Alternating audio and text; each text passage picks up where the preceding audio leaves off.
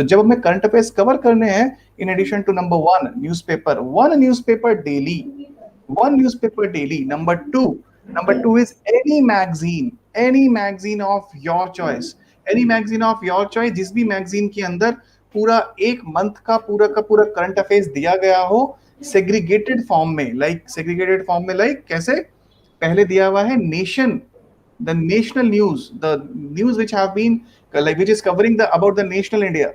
Then second section international news, third section economic news, fourth section environmental news, fifth section miscellaneous news, last section sports news, another section art and culture news or geographical bites, something like that.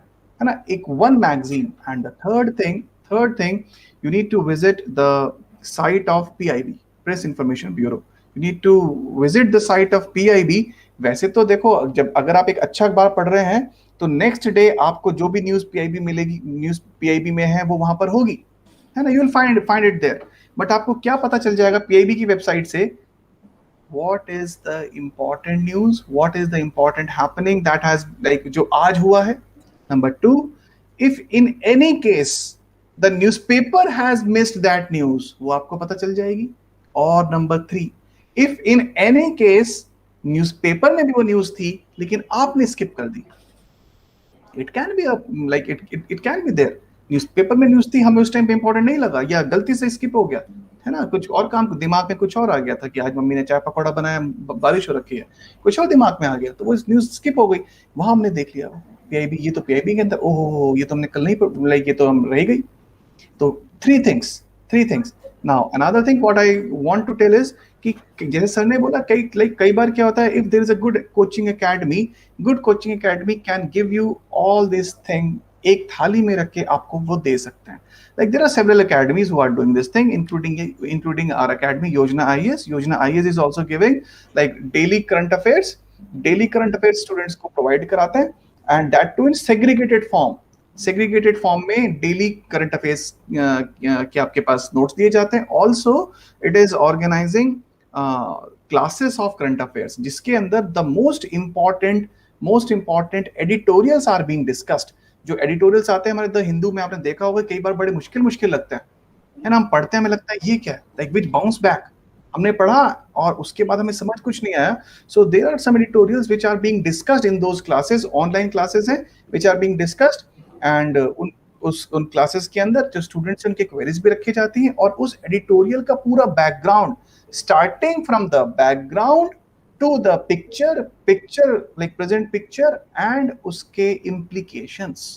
So background, picture and implications, this connection, we need this connection. तीन चीज चाहिए हमें, क्या हो रहा है, क्यों हुआ और उससे क्या हो सकता है.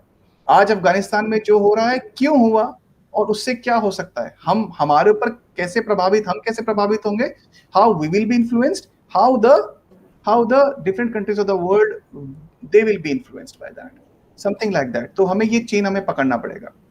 एक तो ये मुझे बात बतानी थी. सेकंड जब आप न्यूज़पेपर पढ़ रहे हैं, if you are reading newspaper, try to make notes. आप थोड़े से नोट्स बनाने की कोशिश करें.